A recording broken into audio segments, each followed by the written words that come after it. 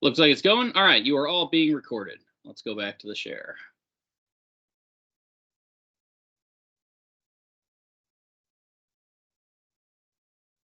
All right, everybody can see the slide? Yep. Good. All right. I cannot see you guys, so Raphael, if you'll just pause me, just shout out if somebody has a question.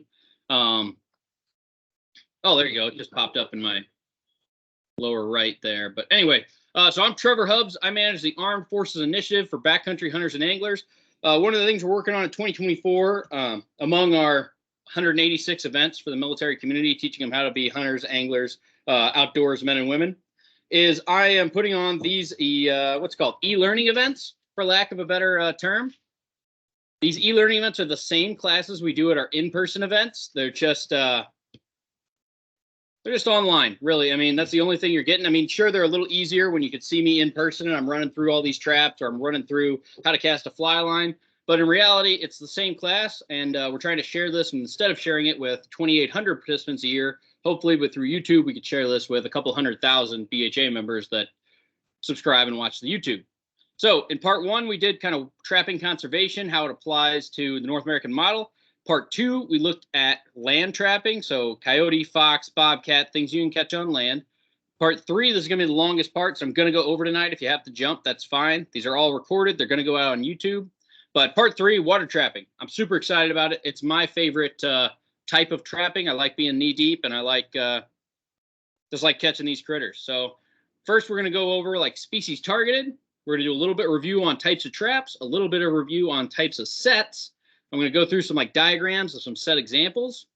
We're going to do some like biology, right? Like a little bit of biology about the creature, a little bit of habitat, a little bit of where to find them, how it applies to trapping. We're going to do a little bit of fur use, and then we're going to give you 3 recipes tonight. I have more recipes on this one than I did on the land one, just because I end up cooking these critters a lot more. Here we go. Like the past two, this isn't some sort of master federal trapping class where you get a trapping, you qualify to buy a trapping license after attending.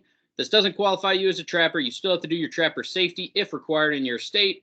And please always follow your local wildlife agency's regulations or ask the local warden. And the reason for that is trapping regulations vary dramatically by state. It's not like duck hunting where if you get it somewhere, really all you're changing is a few things to go hunt somewhere else. Trapping could be dramatically different. You know, you go from Alaska trapping to Florida trapping to Connecticut trapping, where Raphael is.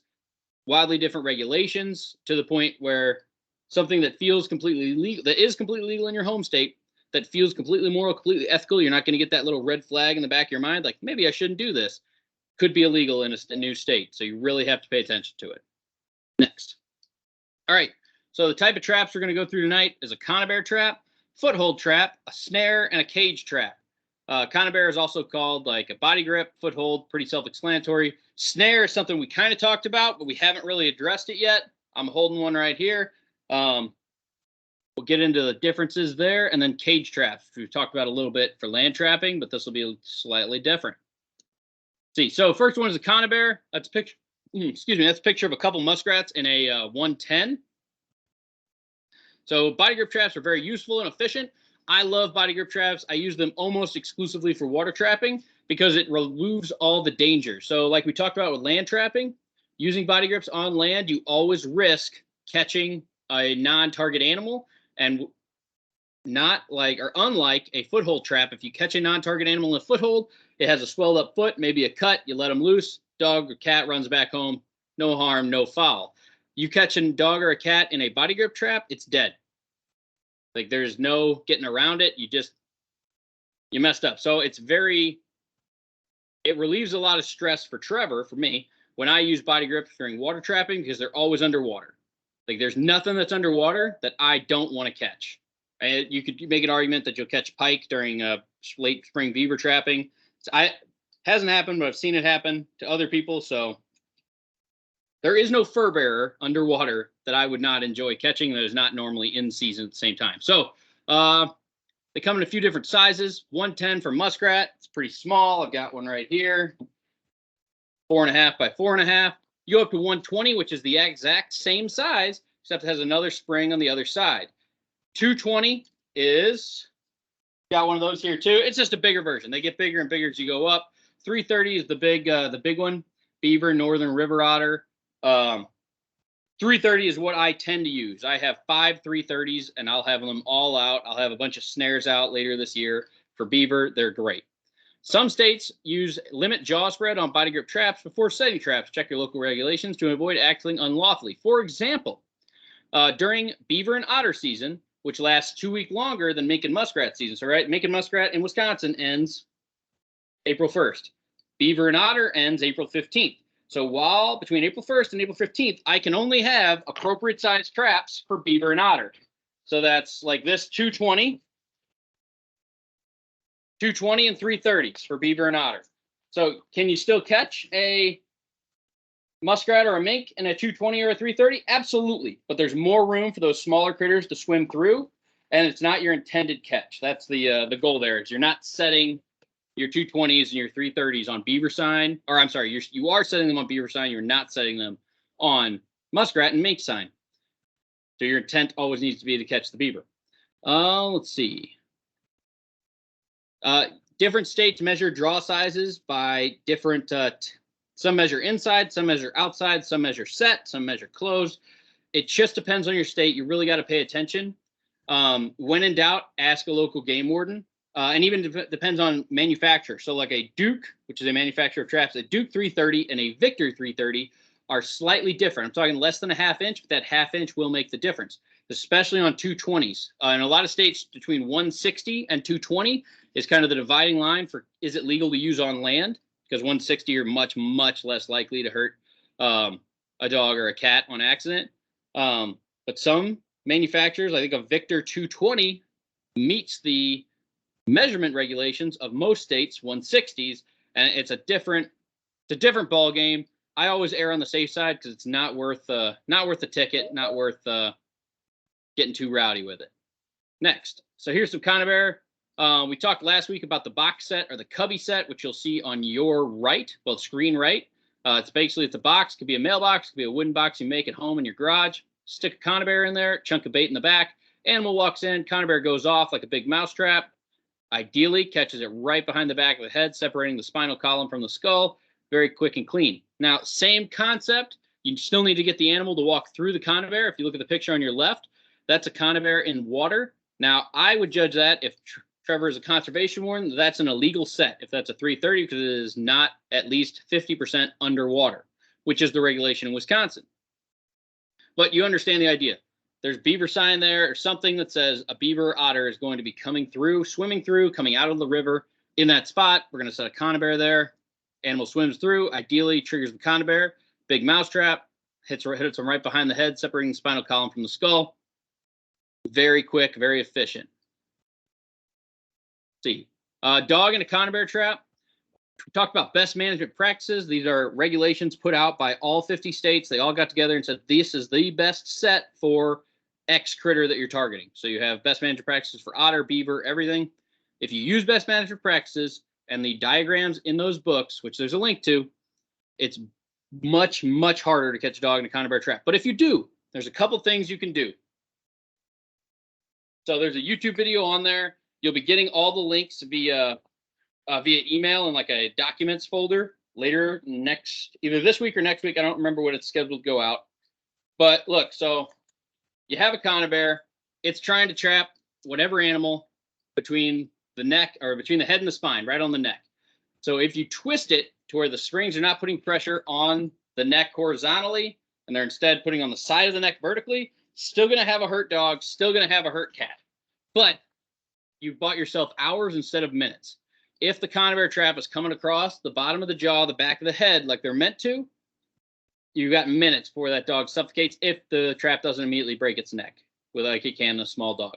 So if you twist it, just rotate that trap to where the jaws are coming on the side, like behind the ears, and not across the windpipe. Now you have hours. Like your dog's gonna be uncomfortable, it's gonna whine, it's gonna be hurt, but you have hours. Now there's a lot of ways you as a trapper can undo that trap even without a trap setting device.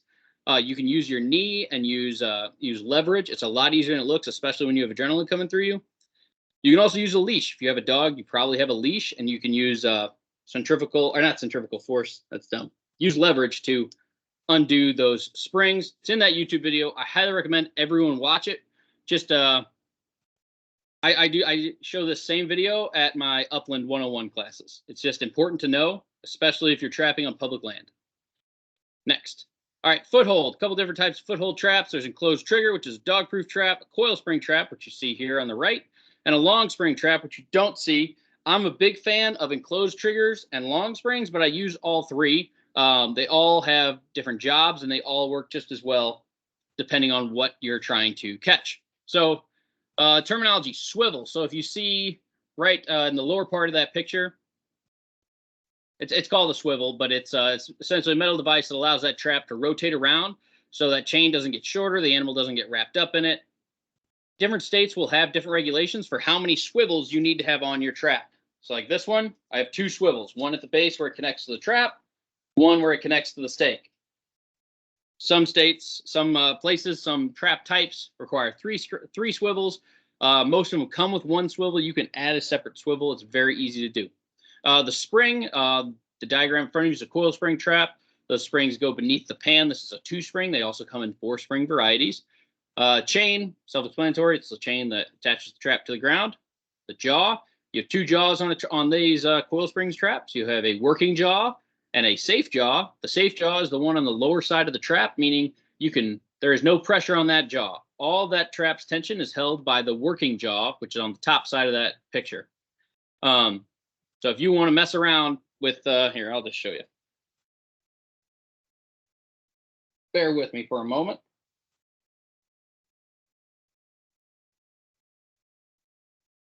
Should put a size 1 trap here. There we go. All right, so I have a set trap here. You got the dog. So whenever I'm carrying a set trap around, I'm carrying it by the safe side. That's this one right here. So there's no dog. The dog's holding the top down, not the bottom. So if I carry it around with my thumb under the safe jaw, I can do anything I want. And if this trap should happen to go off, nobody's getting hurt. Some videos on that, we can go over it. I know it's kind of hard to, once you have one in your hand, it's a lot easier to understand. Oh, I just got rust and stuff all over my little notebook. Sorry. Anyway, the pan, self-explanatory, it's the pan. It's what the critter has to step on to activate the trap. The dog, I don't know why they call it a dog. It's a safety lever that holds the pan in place. When the pan is depressed, the dog flips up. The springs activate the jaws of the trap. Trap jaws close on the critter's foot. Next. Here's a couple different types of footholds. We've gone over this in past ones, so I'm not going to spend too much time on it, but there's a lot of different jaws types. Standard, offset, rubber, laminated, they all have different uses. And they all come in different sizes. Water trapping, for 90% of water trapping that I do, a number 1.5, number 1 3/4, and a number 2 is what I prefer. You can catch just about anything in those. Now, I do have a couple number 5s for beaver. It's a much bigger trap if you're going for that back foot catch. But 1, 1.5, 2s is what you're looking for water trapping. Number 3s, number 4s, you can use them for coyotes. Number 3 is like the standard coyote and bobcat. But 1, 1.5, 2 is what I would recommend if you're a brand new trapper. See. Letter E there on the diagram, lower right-hand corner, that's dog proof. We didn't really talk about that. We're going to get into a little more, but if remember that diagram, essentially you put bait in the bottom. It's a little size of a Red Bull can. Raccoon, possum, skunk has to stick its hand all the way to the bottom to grab the bait. Once it grabs the bait, that little wire thing cuffs across its wrist, just like a handcuff, and you cuff it to that trap. They are, if you're a brand new trapper and you say, Trevor, I want to go catch some coons, I'd say buy a half a dozen of these dog-proof traps and a bag of marshmallows and have a blast. You will catch coons. Next. Perfect. Here's some foothold pictures that we're going to go through. We got 2 raccoons. They're each in a dog-proof trap. I had 2 like exactly like that this season. Like the first week, I thought it was going to be an amazing season because they were going off. Every raccoon I've caught this year has been in a dog-proof trap. I'm sorry, either a dog-proof trap or a number 1.5 coil spring. But mostly those dog-proofs have been working for me. Next, cage traps. Cage traps, they're also called box traps, not to be confused with cubby traps. They're made of wire mesh, come in different lengths. They're sized for different types of stuff. For our purposes, the cage trap we're going to be talking about tonight is called a, they're from muskrats. They're small. It's really going to be a placed underwater in a ditch, a spillway, something. Muskrat swims through one way, swing trap door stops. You're going to catch a bunch of muskrats in there. It's they're great traps. I normally run one, and I'll get 1 or 2 muskrats in there at a time. They make them a lot. These traps are large. They're harder to haul around, but it's really hard to catch a non-target critter in these traps. Next. So this is a live trap for a raccoon. This is the cage trap that I was talking about with the muskrats. Submersion set, comes in one way, trap door, can't get out the other way. Animal soon drowns, expires, and you can reduce it to your possession. You can catch mink in these, but it's rare. Mostly you're going to get muskrats. It's called a colony trap. It's the word I couldn't think of earlier. You see this picture on your right. I don't know what he's got in there, 6 or 7 muskrats. That's a real good day. The most I've had is 3 in a colony trap. I think the cheapest one I saw was $17, and it was at Shields, not a sponsor, so buy wherever you want, but they're cheap at Shields. Let's see. All right, now we're going to go through types of sets. Like I talked about last week, you can have as many sets as you have. I bet there's hundreds of sets out there. Different people call different sets the same name. The same, or the concept of every set is the same. You need a trap in a place where the natural vegetation, the environment, your bait, your lure, makes that animal or creates a situation in which that targeted animal wants to put his body, put his foot where he can be trapped. So tonight we're going to talk about a pocket set, a box trap set, a blind set, a submersion set, and a colony trap. So pocket set, you'll notice pocket set, this diagram that I'm very, very proud of. There's a YouTube video link here. You'll get it here by the end of the week. But a pocket set is essentially the same as a dirt hole set. It's the same concept. It's a dirt hole in the water. So you want that trap below the water line. You want it anchored in even deeper water. And you want that hole. I normally make a 3, sometimes 4-inch hole. It depends. What I just bought this year for the first time is like an auger that goes on an electric drill bit for like planting tulips that drills those holes for me. So I'm not in there with a shovel, which is great. But poke that hole in there to where there's water in the hole. Stick the bait out of the water, the back of the hole, because you don't want it floating out. But you want it back there. Put the trap right in front of the hole. Raccoon, mink, otter, even a muskrat might get curious, and they wander on down there, and they're looking for whatever that bait smell is, a fish, a sardine, a minnow, something. They go trying to crawl back up in that hole and get it. They step in your long spring or your coil spring trap. It's anchored in deep water, and they're either standing there in the morning for you to dispatch, or they have drowned. So on your right, you'll see another version of a pocket set. So this is a pocket set in where it's a larger burrow to where they have that trap back in there, and they've created sort of a tunnel system. It's a hard diagram to realize. Now, some would call that a blind set. Depends on if you have bait in it or not. That's the only difference. Next. All right, so now we're going to go through box trap. I had a bunch of these out, and I didn't catch anything in them this year. Normally, these are what just crush it for me. I'm normally good for a couple foxes, an otter, dozens of coons for these a year, 1 or 2 mink. Like they're normally like this is my bread and butter, and they did not work at all for me this year. I don't know what I've done wrong. I have some ideas, but we'll get into them. Essentially, it's a box, it's a bucket. It's a mailbox, something you make, something you buy. You put bait in the back. You put that conibear in the front where the critter has to walk through the conibear to get to the bait. Trips the conibear goes off. Ideally catches that animal right behind the head, separating the head from the spinal column, killing the animal. Now you'll see there's like max openings on the bucket. So that is not in some states it's a state regulation. In some states it's not. It depends on your state regulations, whether it's a 160, whether it's a 220 size trap, and it depends on the critter you're going after. If you use your best management practices, your BMPs, you're going to have these boxes recessed pretty far back in there to prevent a dog from sticking his head in. That's why the lid on that bucket is still on the bucket, so a dog can't get his head in there. That's the goal, is not catching things you don't intend to catch, non-target critters. With 160s in Wisconsin, I can set them without them being recessed into anything legally with the state.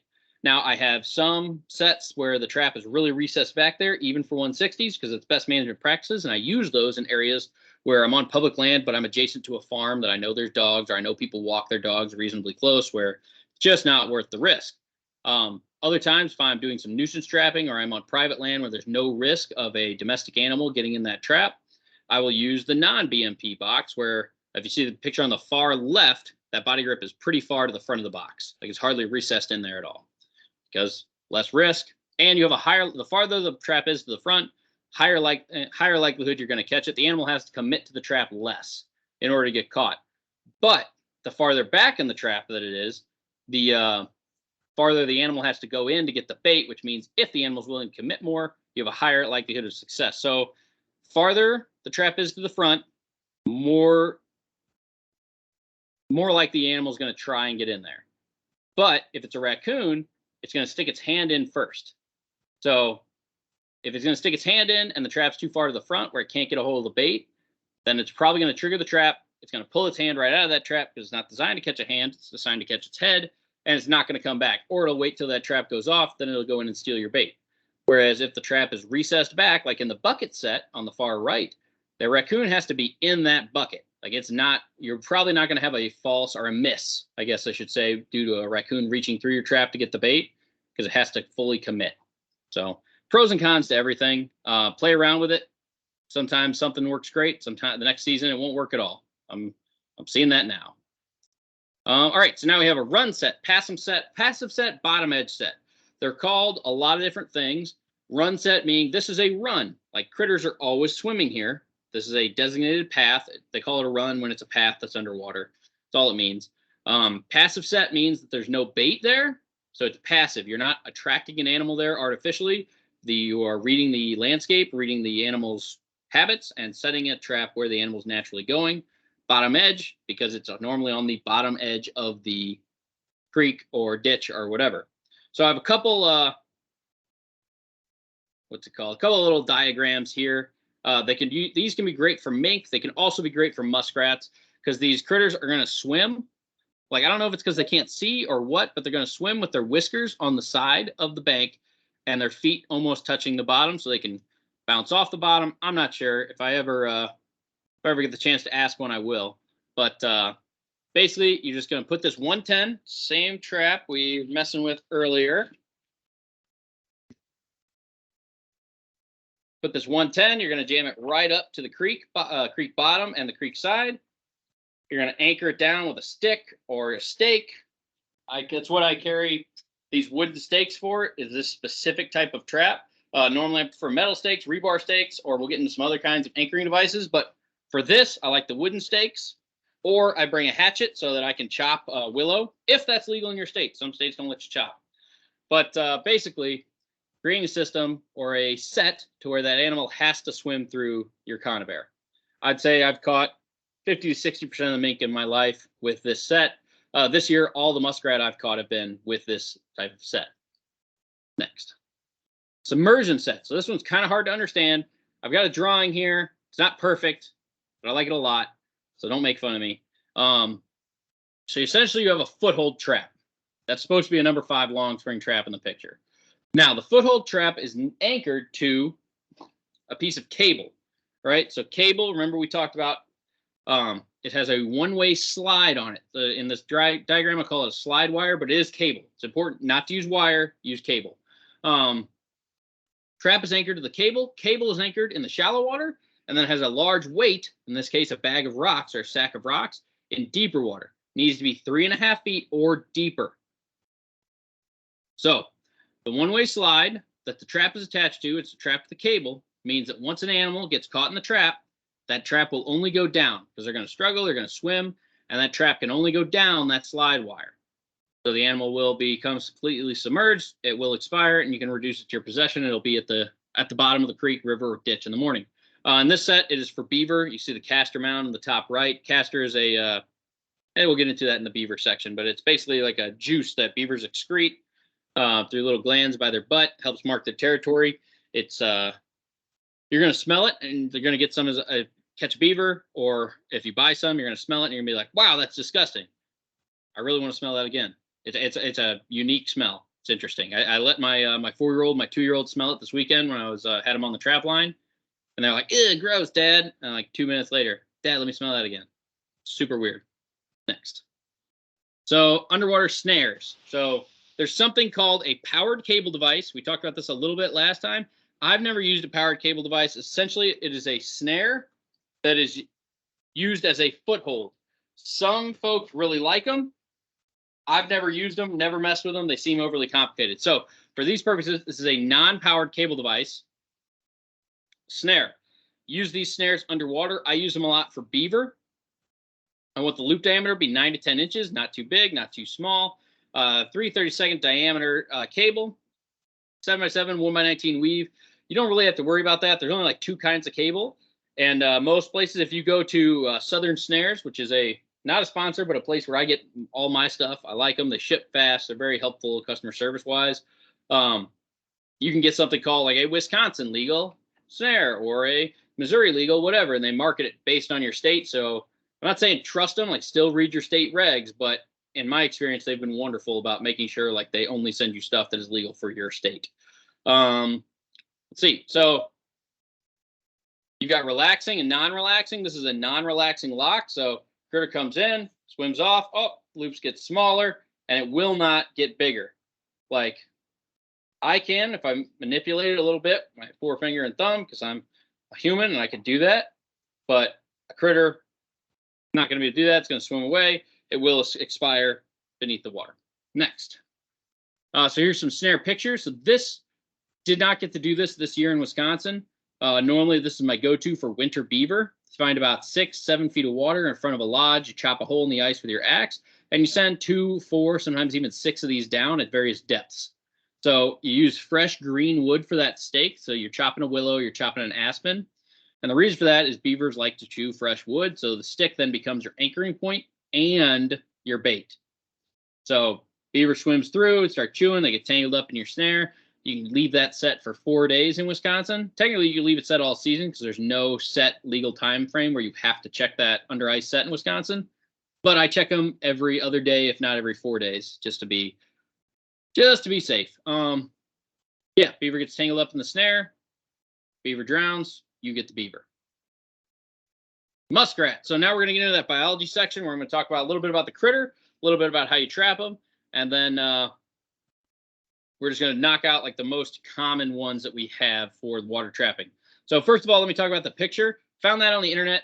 Those are the biggest muskrats I've ever seen in my life. In fact, I think they've got to be nutria. Like they came up under muskrat. Either that dude's really small or those are just massive muskrats.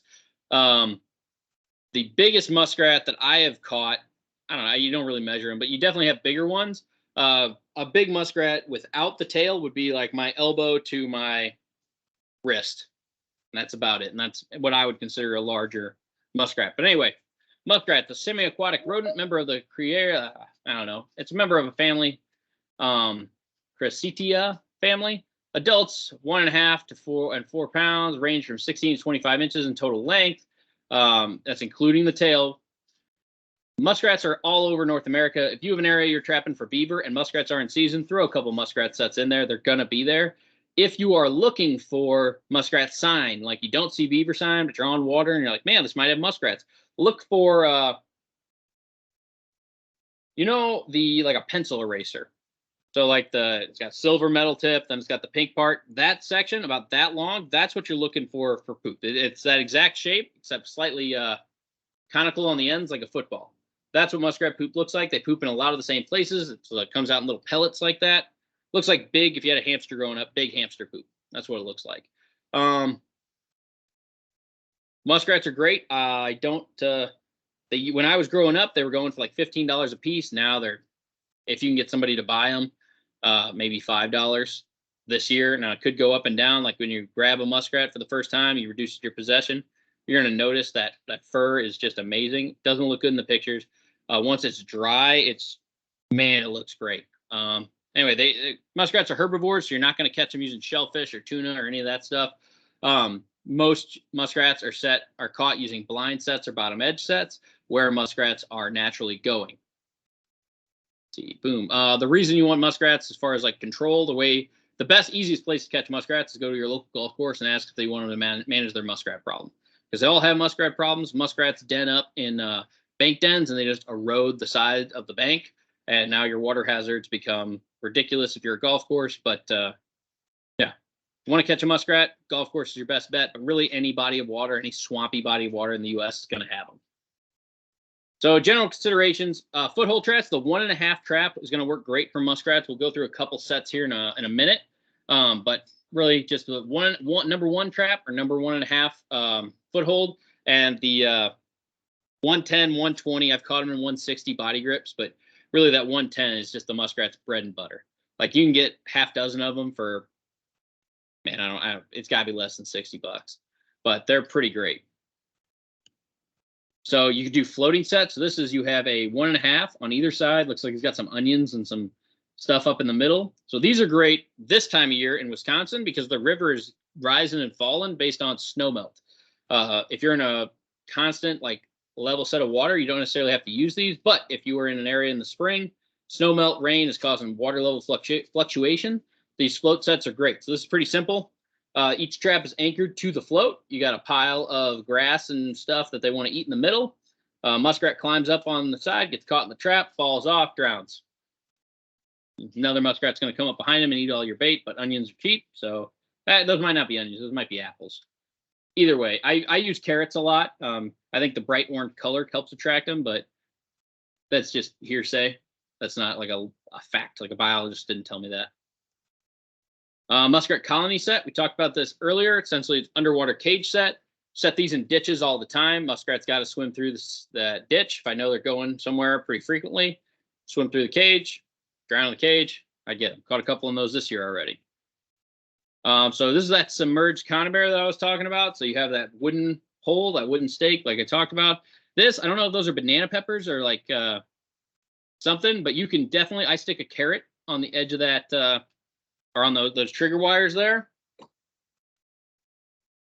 And I don't know if they're necessarily eating the carrot, right? Like, or if they are just swimming up because it's a goofy color and they want to see it.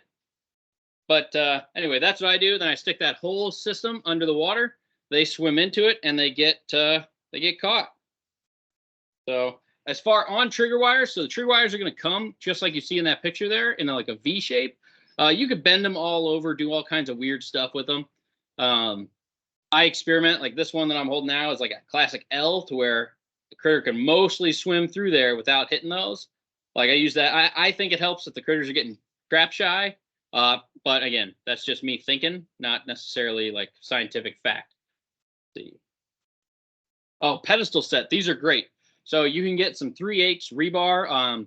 There's like any kind of tractor supply store will have them. And then you get a Hags HAGZ bracket.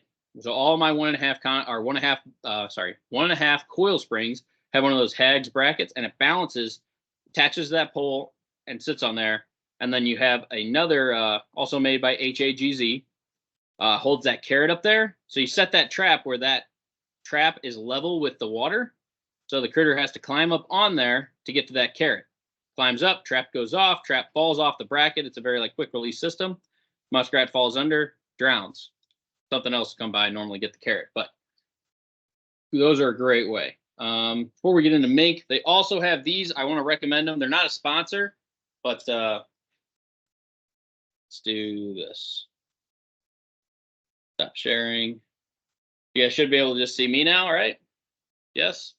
So they have these brackets. They're built for 110 conibears, if you can see them. I paint the tops of all my stuff blaze orange just so I can see it. But basically, set 110, weasel it in, and it just sets right there in that little thing. You shove this all the way so it sits on the bottom, like my arm at the bottom.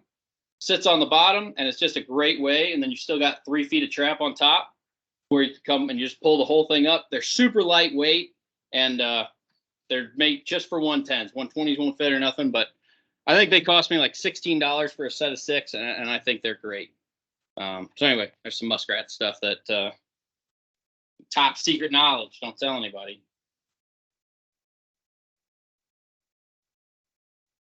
If I left that set just sitting there, I would end up catching myself. I did that earlier this week, by the way.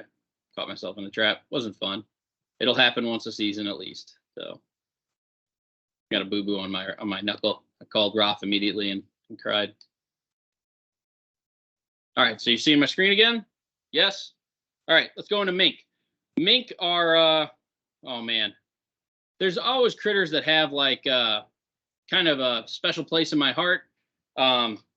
Fisher, we talked about last week, is one of those critters. I think mink is probably the water equivalent of Fisher. Like, you don't get a ton of them. When I do get one, I'm always really happy. Like, sure, I would prefer beaver, would prefer otter. I think those are great, but mink are cool. So mink are basically big weasels. They're about the same size as the American marten that we talked about last week, but they're or water. Like, I wrote an article a couple of years ago, like Wisconsin's 7 weasels, where basically you have 7 different family members of the weasel family, and they're all just various sizes of each other. It's kind of like a joke. You have water weasels, medium water weasels, tree weasels. Anyway, mink are the water weasel. They're great.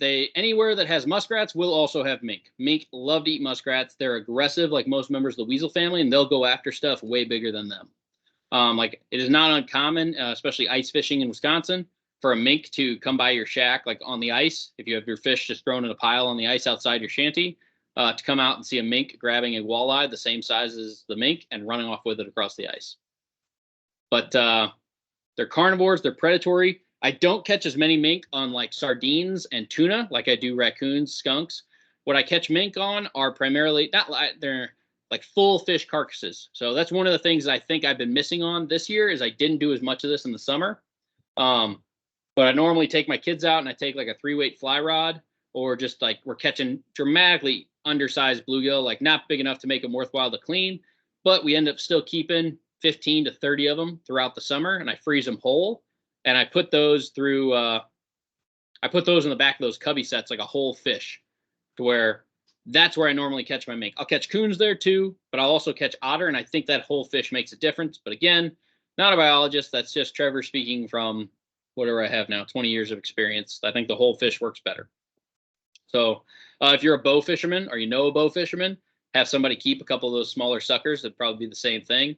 If you're an ice fisherman and you have a bunch of live suckers that are going to die between next time you ice fish, throw some salt on them, throw them in a Ziploc baggie, stick those in the trap. I think the whole fish does make a difference versus like a can of sardines or tuna.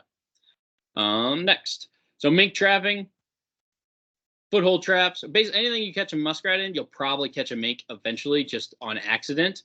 If you really wanted to target a mink, like the best way, and this is not on the slide, this is kind of like a secret, but you'll do that pocket set like we talked about earlier. But if you catch a muskrat, so if you put like your muskrat traps out, check your muskrat traps first every day. And once you catch a muskrat, take that muskrat over to the pocket set and run, like dip the muskrat in the water, wring it out on the bank, dip it in the water, shove that muskrat all the way in the hole, pull it back out. Like, that muskrat's natural oil in its fur, that scent is going to get in that hole. And mink will just work it until they get caught. Like, mink are kind of notorious for dancing around a trap without getting caught. But if you do that with a muskrat, like a dead muskrat, obviously, like you caught a muskrat and you're shoving it in and out of that mink hole or that pocket set, that mink will not leave that hole alone until he finds that muskrat or gets caught. That's the best way to trap mink, in my humble opinion. You can also trap them in these cubby sets. Same thing. You can use muskrat. Now, I haven't had as good of luck using like muskrat body parts, like quarters or anything as bait, like in these cubbies. You'd think I would, because it would smell the same, like musty kind of like smell as the fur, but it doesn't smell as good. And I imagine if I put a whole one in there with the fur on, that it would work, but then I don't get the fur. So it hasn't really been worth it to me to try that. And I'm not 100% sure it's legal, so I just use the muskrats, dip them in the water, dip them around the set, stick them back in my backpack, take them out. But that scent stays. Anyway. Boom. Bottom edge set we talked about earlier. So this is another bracket. It's made by a different company, and they have this screwed to a brick. I don't use these because I'm not carrying around bricks. I'm walking too far when I'm trapping to where I'm worried about weight. But this is a spray painted conibear. Looks like a 110, could be a 155 or 150, but it looks like a 110. And it just, when it's set, it clips right into that bracket on the brick. A lot of people use them. A lot of people love them. I don't, because I don't like carrying around bricks. That's it.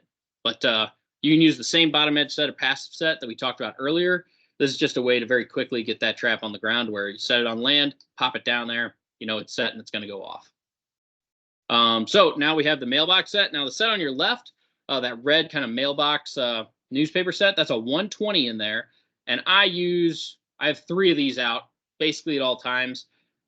This year I've caught in 1 skunk, 1 possum, and 1 coon in them, and no mink. They haven't been doing, those box sets have not been doing well for me. Now that said, traditionally I've caught in a lot of mink in there. They do great. Just over the years. It doesn't really matter the color. Mine are white and I'm in the snow all the time, but I would have bought them whatever color they were. You'll normally get them for $8 to $10 a piece at like an Ace Hardware or some sort of tractor supply store. Just cut some notches in the side, stick that trap in there, and thing of bait in the back of the trap. Something's going to come along, look into it. Same thing on the right. It's a just made out of wood, and that looks like a floating set for mink. I've never used a floating set for mink, but I don't see why they wouldn't work. So now you have a mink set in a run. Same concept we talked about earlier. If you know where a mink is going, either under the water or on land, you know it's constantly running there. You could try and hide a conibear in the weeds like they've done here, where the mink ideally won't notice it and just be going along his merry little way and get caught. I've never caught one on dry land like this. I've caught coons like that, and I've caught possums like that, but I've never caught a mink just that ran through my set willy-nilly. Not saying you couldn't, I'm just saying I haven't. If I do that same thing underwater in a run, yeah, I've caught mink there, but not on dry land.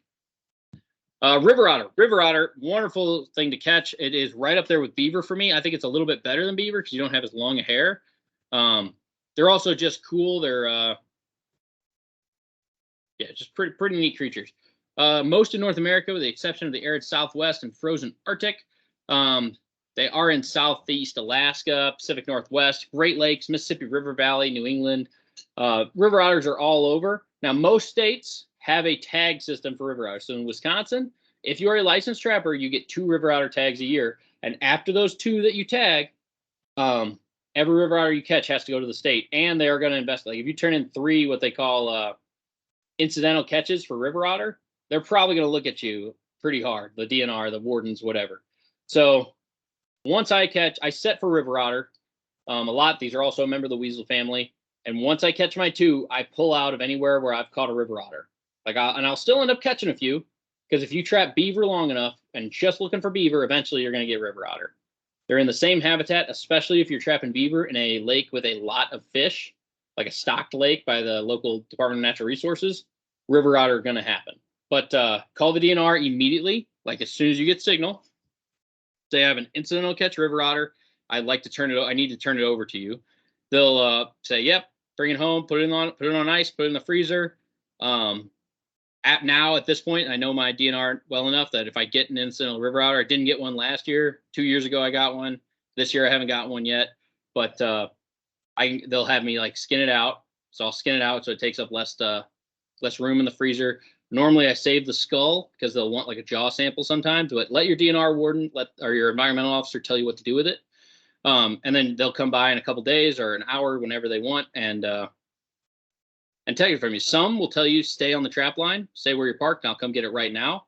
That's because they want to come look at your set and make sure you're not targeting river otter after you have already met your limit of river otter. So they'll come look and they'll say, yes, that's very clearly a beaver set. You're looking for beaver, accidental catch on a river otter. Don't be afraid to call it in. Don't try and hide it. Just call it in. It will happen if you trap beaver long enough. They're in the same areas. It's not as big a deal, but once you know there's river otter in an area, maybe pull your beaver sets.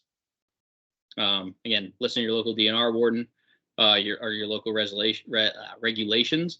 But anyway, I have an otter behind the wall back there. It's great. Next, general considerations: foothold traps. Work for otter. Every otter I've ever caught has been in a 330 conibear. Because I'm setting in a run for beaver, where beaver are coming to and from the forest and like a little ditch they've created. And every now and then a river otter will be. Last year, the one I caught 2 years ago, I had 2 sets about 25 yards apart in a little ditch. One 330, and then the next one up was a 220 as the little ditch got skinnier.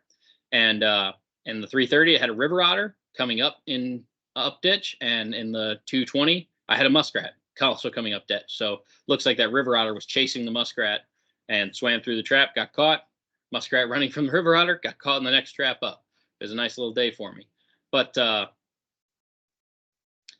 anyway, you can catch them in foothold sets. You'll look at otters use something called a toilet, which means they'll poop in the same like 6 places. So the stretch of river that I'm trapping on right now, when there's snow, I see evidence of otters for 4 miles up and down in the same like 6 places.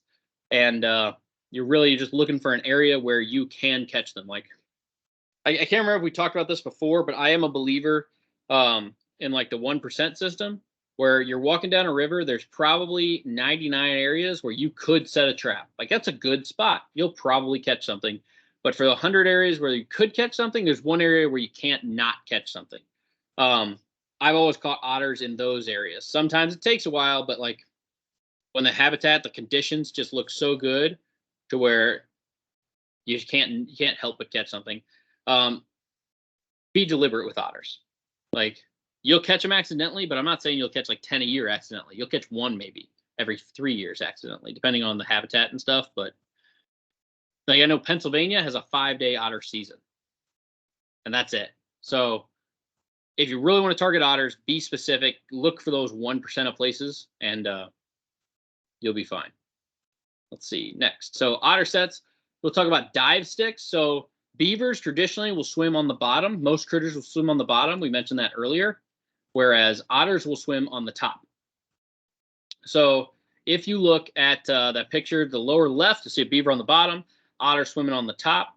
If you put a stick or something in the water, the otter will dive beneath it. So if you look at on the right side of the screen, you'll see a 330 conibear with the springs bent up to loop around a log, and then another log in there. So I would set that log across the top of the water. So the otter has to go down, sees the next log, has to go swim down again, and that's how that otter is going to go through that conibear.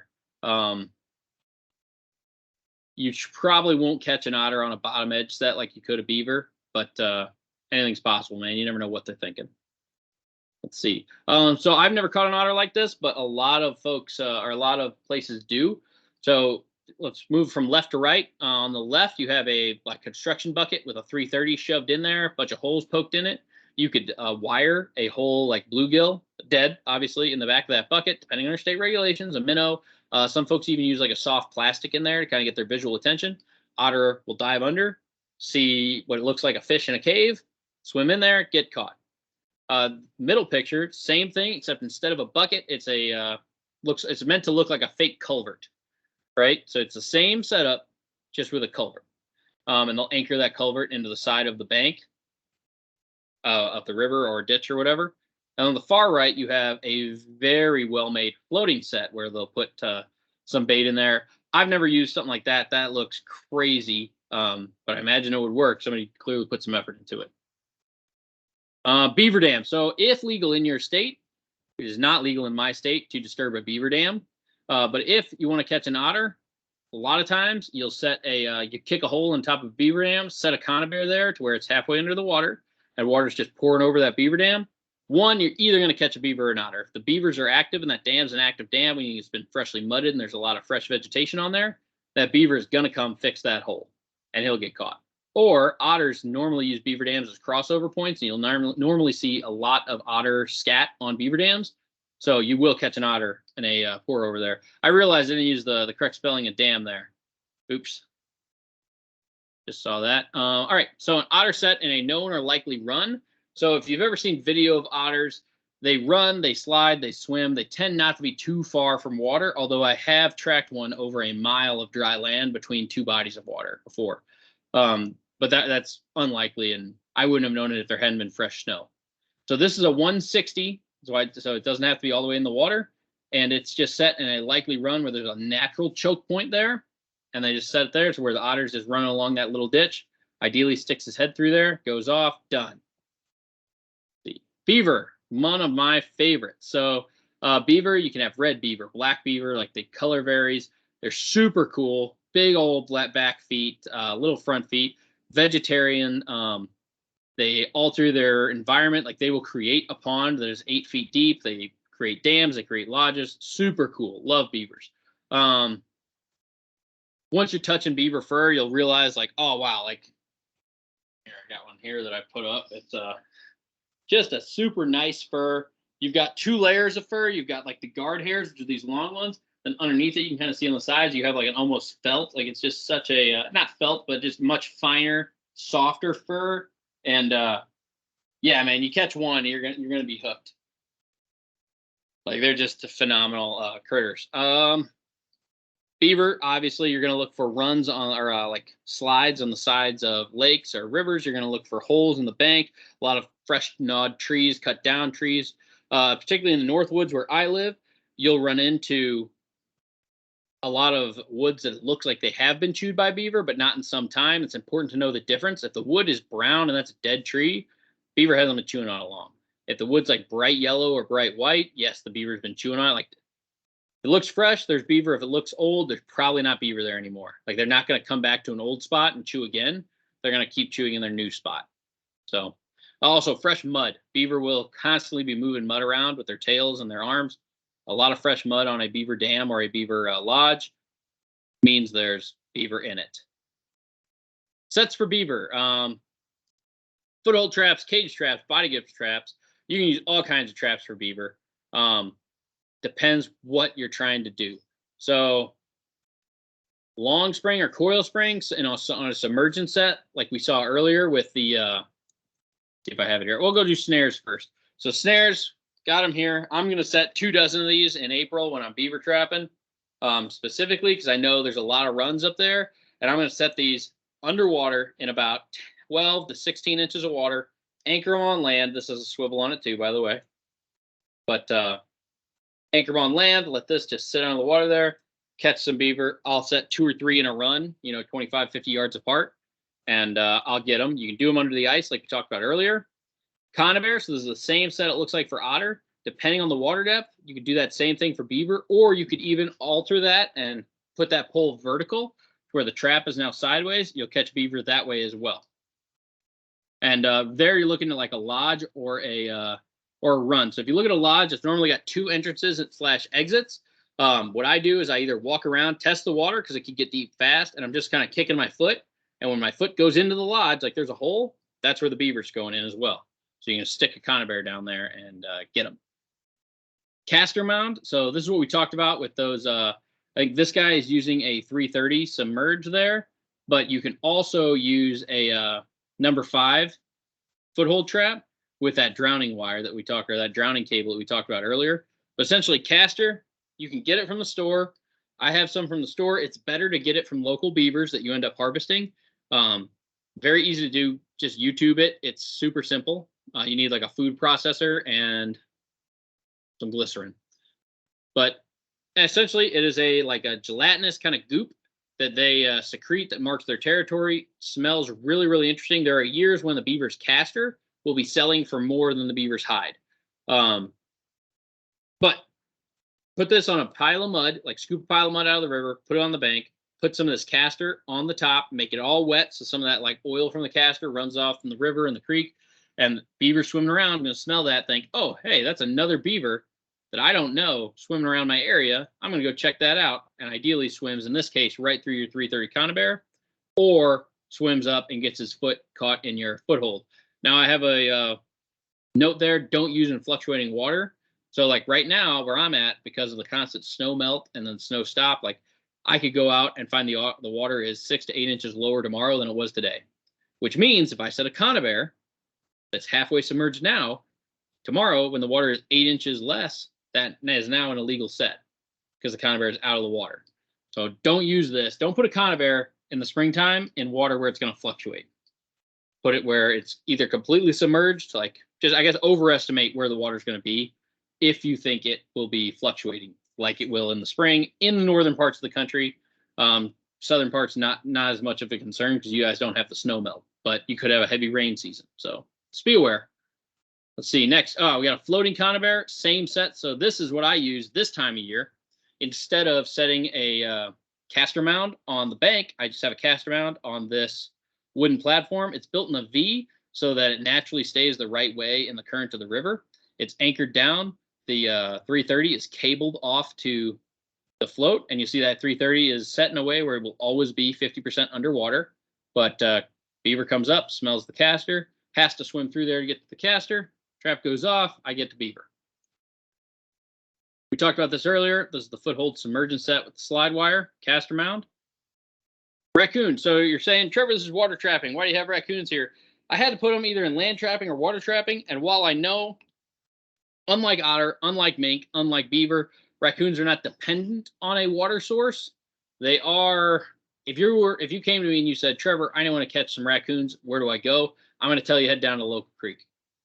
The same set, so you're going to catch otter, mink, and even beaver in, you're going to catch raccoons in.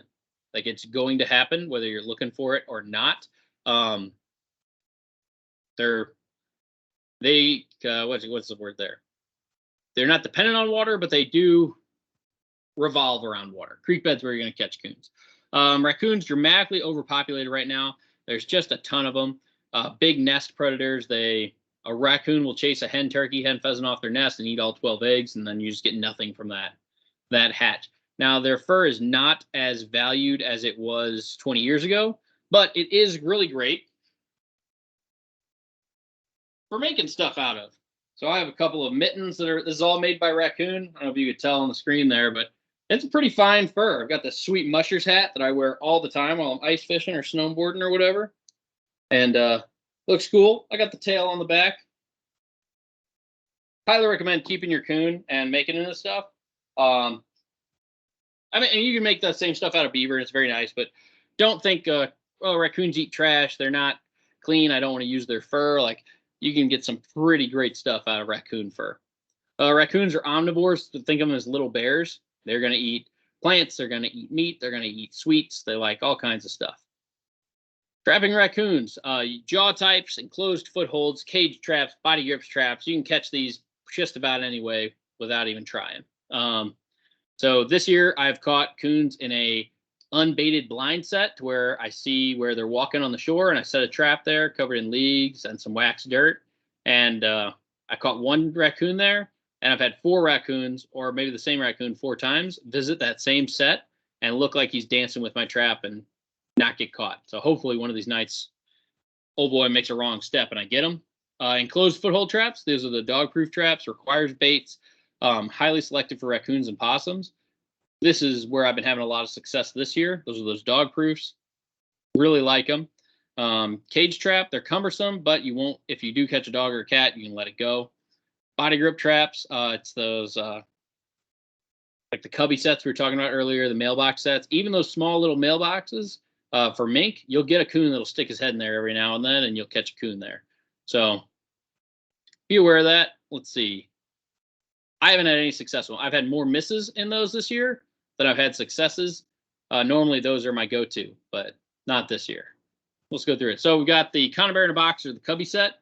So in the bottom picture, if you pay attention there, he's got this trapper, he or she has their trigger wires bent back, and they've drilled a hole in a piece of plywood. So it's a platform.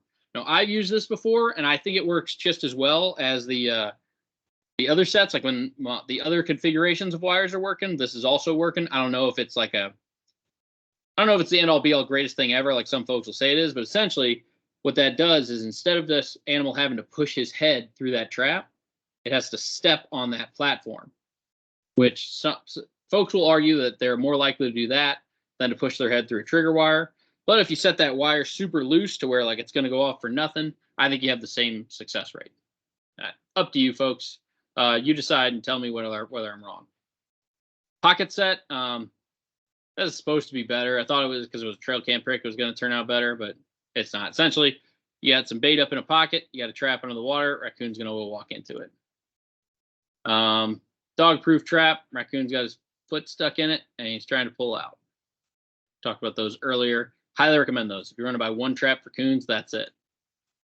Possum and skunk, I'm not going to go over those on a section. Any set that you have for raccoon will also catch possum and skunk. I've let a couple possum go, and I know they're just as ready to raid a nest as a raccoon. I get tired of skinning possum. So when I get them in a foothold, a lot of times I'll just come up, they play dead, and I'll just cut the foothold loose and let them run off. It's whatever. You make the decision when it's your trap line. When it's mine, I'm just tired of skinning possums. But anyway, just be ready. If you're setting for coon, you'll eventually catch a possum or a skunk. The biggest notification with skunk that I will tell you is if you have a skunk in a foothold or a cage trap and you don't want it to spray, the book says heart shot with a 22. So most of these critters, you're going to shoot, you're going to try and ear hole them right through the brain, very quick dispatching with your 22 rifle. Skunk, if you do that, he's going to spray. Shoot him through the heart from as far away as you can manage while making a safe shot and hope that he doesn't spray. And I don't know what the ratio is. I've never done it successfully, to be honest with you. And I'm not a terrible shot, but they always end up spraying for me. But I don't necessarily mind as long as they don't spray me. So I'm taking that shot pretty far away because a big skunk spray, like, yeah, it's shitty to work around. Like when you're setting your trap, like it's gross to be in that thick skunk and then you have to skin the skunk and it's a whole thing. But that skunk spray will attract a lot of stuff to your set. Like if I have a skunk that sprays, a lot of times I'll pull my set that I'm using and I'll put a coyote set or a fox set right on top of it. Because that skunk spraying and then like the fresh blood from where you dispatch the skunk, and kick some dirt over it. Don't like just leave a huge scene, but remove that blood, remove all hair, all that side exposed bait. You don't want to do that. But that skunk smell will bring some stuff in from pretty far. That's why you can actually buy it as a lure. I've never bought it because I don't want it in my house, but each their own. Fur handling, we've talked about this every time, but we're going to go over it again. So in the round or whole fur. So that is you catch a raccoon, muskrat, beaver, leave it whole fur on, and you throw it in the freezer or you drive it straight over to the fur buyer. Not as popular anymore just because fur buyers don't want to do the skinning and fleshing and stuff themselves. It's not worth the time. You're going to get less. Like, I don't think I could give away a whole coon now. Maybe to like some dog trainers who wanted to do like a raccoon training course where they wanted to drag a whole coon through the forest and let their pups run after it. But not certainly to a fur buyer. Green fur, that's what I normally do. So it's skinned and frozen. So I'm going to take the hide off the critter, fold it up, hide to hide, fur to fur, stick it in a vac bag, stick it in my freezer. It's called green fur. I'll take that to the processor normally because I'm not really selling my furs anymore. Then the price has dropped. I'm just making cool stuff. Fleshing fur. So that's what you see in the picture. You have fleshed and stretched. So you put that fur on a board. You scrape all the little bits of fat, extra meat, down to just the hide and the hair, like they've done in the picture there. And then you're going to put it over a stretcher. You wanted to get a stretcher. It is a commitment, guys. Stretching and fur. I'm not saying don't do it. I'm saying if you're doing it, it's a commitment. So this is for a muskrat. We're going to stretch it down to here, this wire one that I have. Those are coons in the picture. Coons will hold muskrat will hold a mink. Like a muskrat one will hold a mink. A coon one will hold a possum, but then you need a separate one for bobcat, a separate one for coyote, a separate one for fox, a separate one for otter. It's a whole thing. Beavers, you just use a piece of plywood and you nail that beaver. So beaver, you don't case skin, which is what you see here. Beaver, you kind of open up or unzip, some folks say, where you get one big flat pelt that you then tack to a piece of plywood. Most things you case skin. If you want some tanning fur, if you want to tan your own fur, I've done it before. I'm just not good at it. If I wanted to commit to it one season, it would probably take me 5 or 6 to do it myself to really be good at it. So it's not impossible. I don't want you to hear that. But there's a link here to Outdoor Life article that one of my friends wrote. Really makes it easy to do. Next, meat handling. All right, so now we're going to get into the recipe portion of this little event. So we're going to do 3 recipes tonight. Muskrat in Michigan, beaver hindquarter roast, and a pulled raccoon sandwich.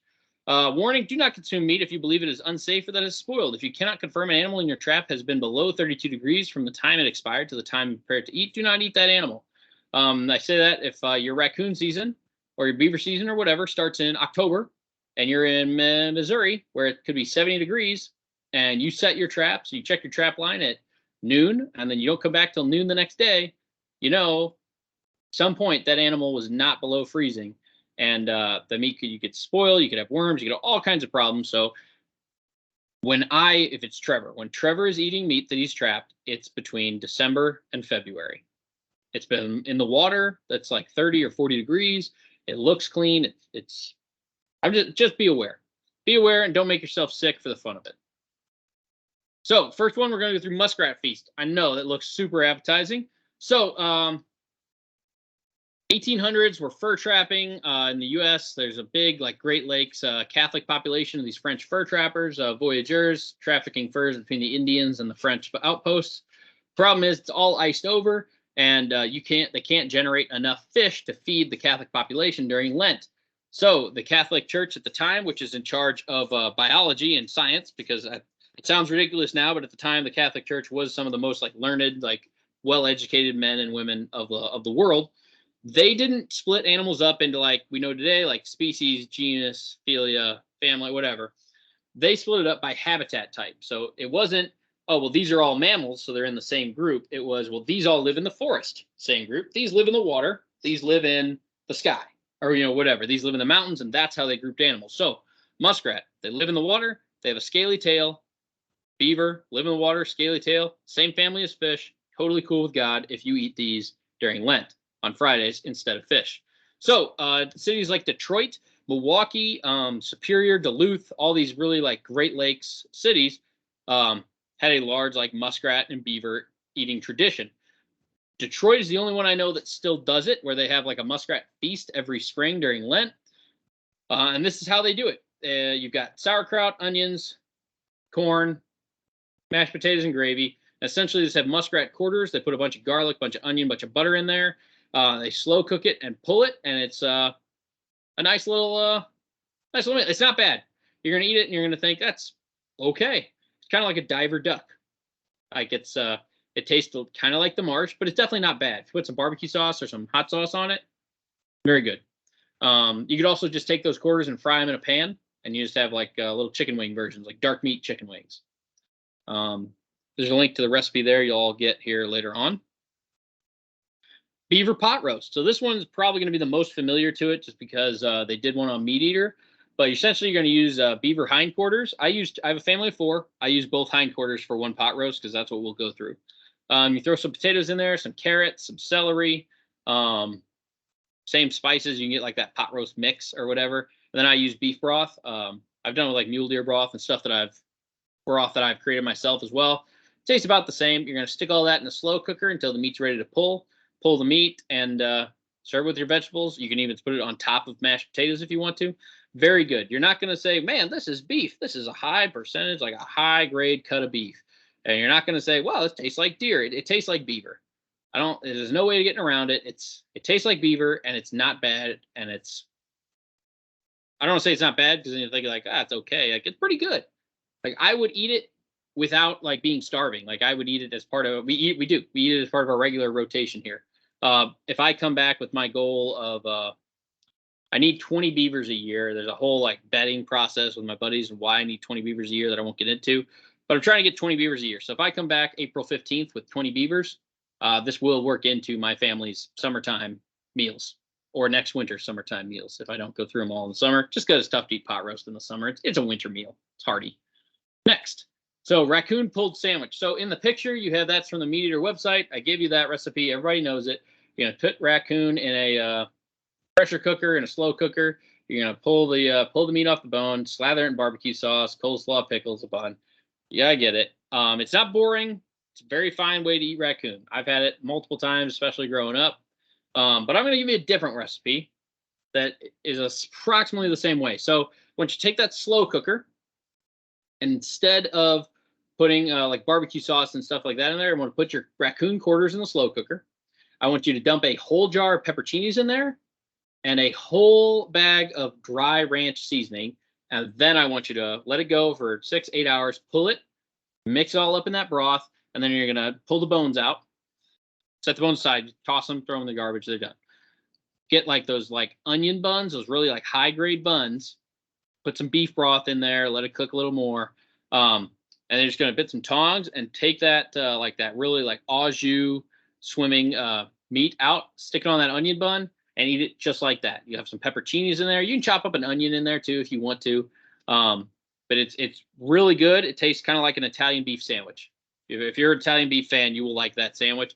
I serve that to my kids, again, 2 and 4. Never complain. My wife eats it, and she grew up in Chicago. So She's not necessarily, she didn't grow up eating coon like me. I definitely married up, if you know what I mean. So, but she doesn't mind it. So that's what I would go with for raccoon. And those are your 3 recipes of the night. I know we're over. I'm sorry. Fur usage. I just showed you some fur. I have put up beaver that I really like. I have some gloves, all kinds of stuff. The website here is Fox USA Furs out of Duluth. If you're ever in Duluth, I recommend you go see them. They have some wonderful stuff. They only make stuff out of the fur you bring them. So they have a shipping program. They will ship worldwide. They have a whole process. They work with postal services. Like everybody knows, when you print it out and you go to the post office with your furs, like they're going to pack it in dry ice. They're going to make it work for you. And I mean, you can see the costs here. Beaver can koozie, $20. Beaver coat, floor length coat, $2,400. Beaver coat with fox collar, $2,500. Like, it's not cheap, but it is high quality stuff. One of my goals, I need 42 beavers, 42 good sized beavers to make a king size comforter. And I will only ever need that comforter if the heat goes out and I don't know, the world ends, but I want one. I want one, and I almost have enough beaver. If I get 10 beaver this year, I'll have enough. But that's kind of what I'm going for. But teach their own. Just get on their website, look at it. It's fun just to kind of put an idea of in your head of like what you're trapping. Like, I don't know if you guys are deer hunters or fishermen and you're thinking about that fish fry while you're catching crappie or bluegill, or you're thinking about back straps while you're whitetail hunting. This is kind of a version of that where I'm thinking about a super cool coat for my wife or a neat koozie to give to my buddies. So anyway, next. Now we're gonna need tips and tricks. Oh, I got a question. Sure, we got a question. Sorry, go ahead. I'll go back. Yeah, on this page here, whenever you're talking about kind of how many beavers you need, how do you know that? So they'll tell you. Yeah, so if you click on like beaver coat with fox collar, it'll tell you you need approximately 12 beaters and 1 good sized fox, and then you'll ship it to them, and their customer service will call you, email you, hey, we got your shipment. This beaver's a little small. This one I don't like for this. This fox is really good, and they'll tell you like, oh, you need more. And it's not like if you don't have enough at the beginning, they'll send it all back, like get the hell out of here. They're going to tell you, we're going to start working on it. I need this no crap within the next 12 months or 18 months or whatever their time period is. They're super friendly because I mean it's an American company. I think they have like 20 employees, and that's who's sewing all this stuff. So they'll tell you how much you need, but that's why I like to go on the website and just look. Like gives you an idea. And I don't know, I'm a quota guy. Like just coming from school and work and everything, I like to know exactly how much I need to get what I want, and that's it's a cool way to do it. Also, I like these beaver hangers, which, I mean, they don't do anything except hang on your wall, but I just think they're super neat. They look cool. We got like a cabin vibe going on behind me in my basement. Don't look too close to see construction errors, but I just think these things just look super cool. This is not a big beaver, by the way. This is like a 40-pound beaver. They get much, much bigger, but this is probably an average 2-year-old, 2.5-year-old. Did I answer your question? Yes, it did. I appreciate it. Perfect. All right, tips and tricks. So this is where I go through all the stuff that I know because I have made that mistake, and I'm trying to help you guys from making that mistake. So first one, fish juice. You can buy it at Fleming's Traps, which I don't recommend because Fleming's Traps takes too long to ship. You tell them I said that. I do Southern Snares, Minnesota brand, Badger trapping. But you can also make your own fish juice. So if you want fish juice, take a like a spray bottle, right? Like old bottle of Windex, something like that. You wash out, put a whole can of tuna in there, bunch of warm water. Do this in like September, July. Seal it up, put it in your windowsill or the bed of your truck or something where it's going to get sunlight and not like smell up your house. Ideally, it's sealed up so it won't smell your house. You put a couple fish oil pills in there. And essentially what you're making is you're going to make all that fish going to break down, get all that oil in that warm water, and it's going to make not a gel, but an oily spray. And you're going to spray that not on your traps, but around your traps. So if I have a pocket set, right, I'm going to do 6 lines coming off that pocket set, 1 down each bank in either direction, 1 coming up diagonally, and then 2 going up straight to where I make them 10 yards or so. So if a coon is walking around on the bank, and it's not necessarily down where my pocket is. It's up on the bank, or the mink's up on the bank. It's going to run across one or multiple of those fish juice like lines, and it's not side exposed bait because it's just water. It's just juice. Like there's no scales or anything in there. Going to follow that fish juice right to that hole and be like, man, something's up in there, a crawdad or something. It's going to go try and get it, and it'll get caught. Big recommender of fish juice. What I normally do is I buy one jug for like $8 at the beginning of the season, and then I add a bunch of that to a bunch of water and a bunch of tuna, and I end up making that one jug into about 4 jugs. And I really like it. I think it definitely matters, especially early season when before it's freezing all the time. So that's fish juice. Side exposed bait. So this is a rule that I broke 2 years ago without realizing it. So in Wisconsin, side exposed bait is like a $300 fine. That's what I'm telling you about it. It's a big deal. Side exposed bait in Wisconsin, you cannot have bait that is exposed to critters that is made of fur, scales, or feathers. Like meat goes in there too. Basically, it can't look like bait and is exposed. So if you remember that Muskrat set with the carrot, carrot's fine. Carrot doesn't count as side exposed bait. But if I were to put a whole fish up there, like for a mink to come swimming along, jump up on there, get caught with that fish, that's illegal. So the goal with side exposed bait is they don't want you to put a big pile of bait and then put a bunch of footholds around it, right? Because other things are going to see the bait, crows, vultures, bald eagles, they're going to fly down, they're going to eat, and then you have a bald eagle in your trap. And that's no good. You don't want it at all. And I understood that. And so what I did, how I broke this rule on accident, is I was trapping otter in Wisconsin for the first time, and came across this otter slide in the snow. You could definitely tell they were up there. There's fresh otter scat. There's like scales, little claws of crawfish all over the place that they're pooping out or breaking up and they're eating, and they're sliding down the bank into the water. I put a 330 conibear underwater below the ice to where they'd have to slide through the hole they created to get to it. And I'm like, I'm going to catch an otter here. It was set for 7 days, and I got a call from the warden saying this is side exposed bait because it's not, it is right, like even though it's underwater under the ice, it is still within Wisconsin, I think it's 25 yards of those scales, those crawfish parts. Even though I didn't put those crawfish parts there, it just didn't register because I'm thinking, oh, a bird can't get caught here. This is fine.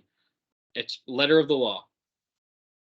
Don't put your stuff on side exposed bait. Now, he did say, like, kick all that stuff into a hole or cover it with snow and you're fine. Like, he's a super nice guy. It just, I broke the rules because I didn't know it better. So now you guys know better. Side exposed bait, look up the rule in your state. Next, habitat. You can only catch critters that are there to be caught. I know I said you can go to any creek and catch muskrats and raccoons, and there are a ton of them in the country. There's a very high likelihood you'll catch them, but look for sign. Again, you're looking for that one place in 100 where you can't help but catch something. Like something is coming here. It's just too good.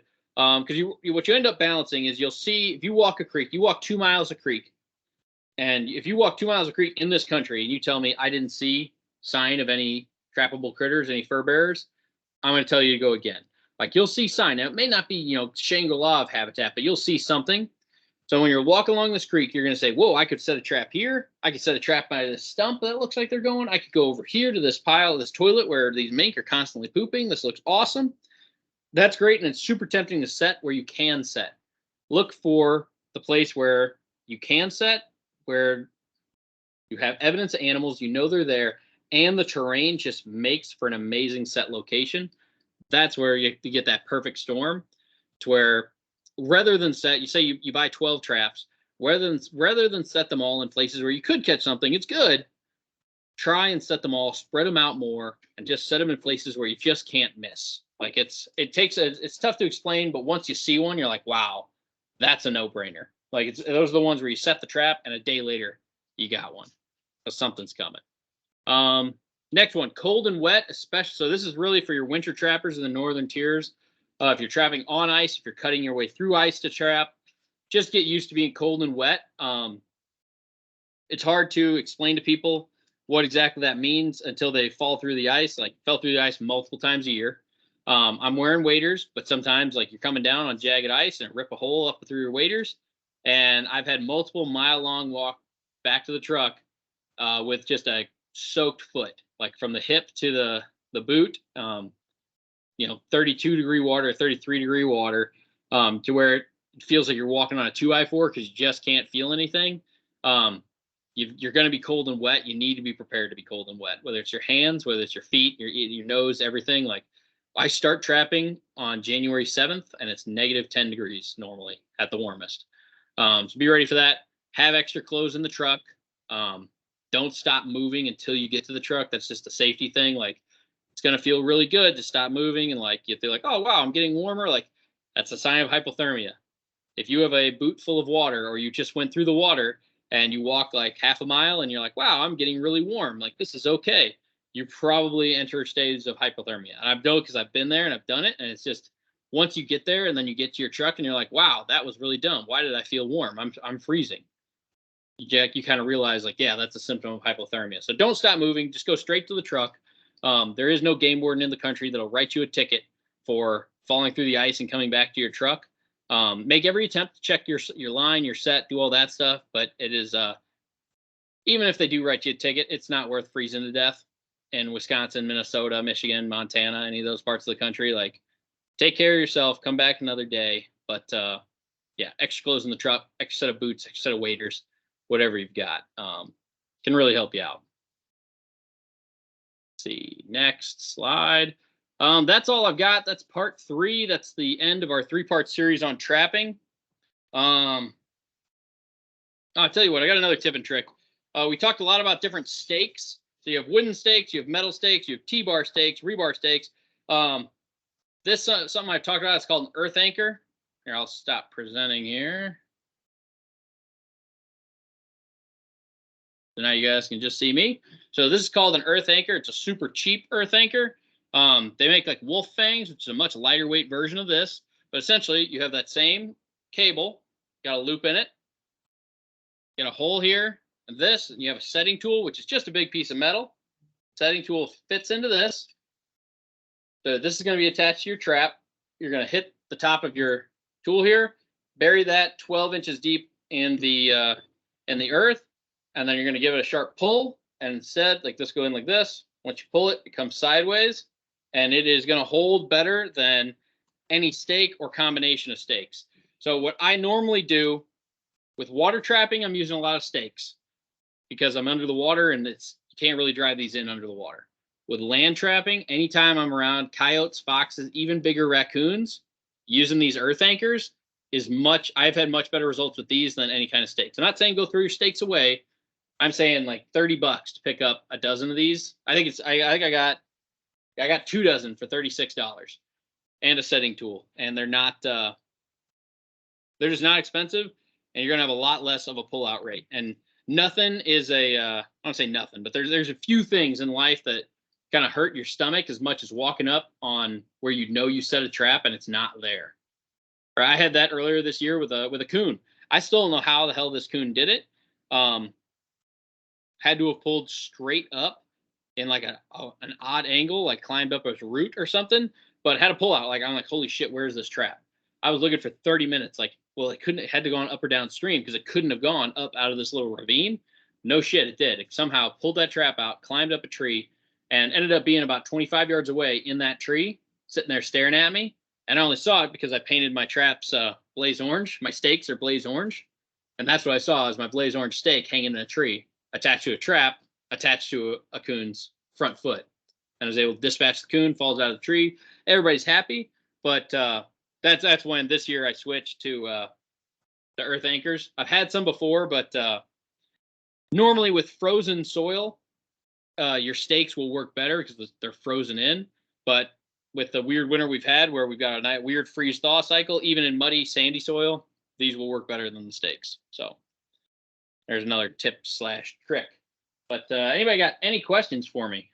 Last chance to ask them before everything goes on YouTube. I can stop recording if you want. No, I'm not gonna. I got 2 quick questions, Trevor. Shoot, man. So I bought some Bridger foot traps, and I'm Okay. gonna set up some drowning lines, try to get after some beavers. Nice. 2 questions that seem kind of dumb, but I'm starting out with this. So on the drown line, it comes with like an S that hooks up to the trap. Yep. Do you bend those typically, or do you just set it as is? Because like to me, it looks a little loose, but I don't know if I'm just overthinking it. So you mean by an S clip, you mean like Man, I've got some somewhere. 1 second.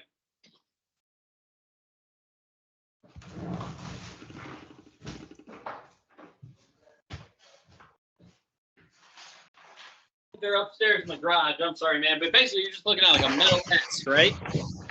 Where you clamp them down on the chain. So like, Kinda right, like- yeah, it's like got that like thing? this, and then it hooks up to. Yeah, perfect.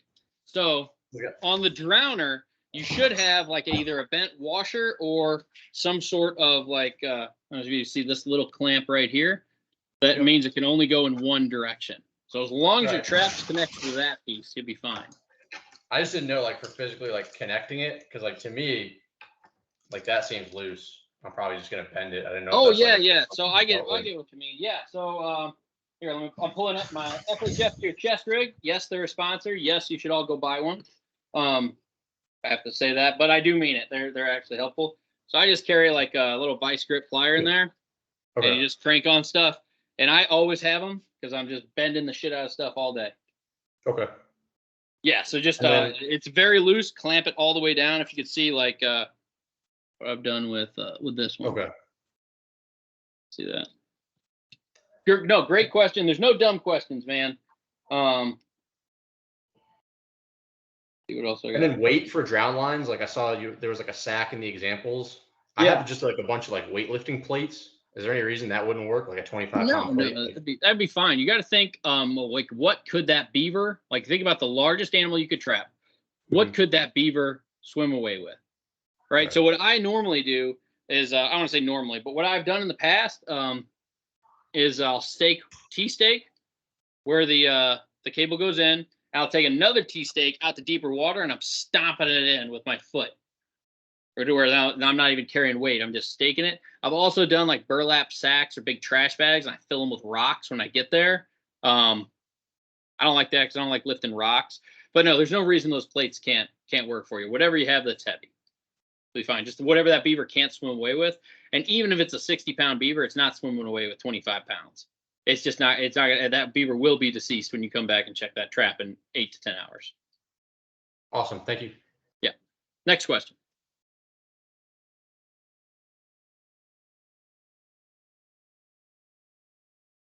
Ruff, you got anything for me, buddy? Nope, I'm good. All right. Only went 30 minutes over this time. That's good. Let's see. Yeah, I don't think I have anything else for you guys. That's been Trapping 101 with Backcountry Hunters and Anglers. I hope you enjoyed it. You all should have my email. It's just hubs, HUBBS, @backcountryhunters.org. Email me pictures of your success. Email me pictures of your hand stuck in a trap. Like, let me know if you liked it. Let me know if you didn't. Let me know if you have any questions. It's how I love to spend my winters. I think about it starting around November after I've gotten a deer on the ground. I'm immediately thinking about trapping, and it's really become a cool part of my kind of annual routine. So hopefully you guys enjoy it. But yeah, with that, I'll stop the recording and we'll be done.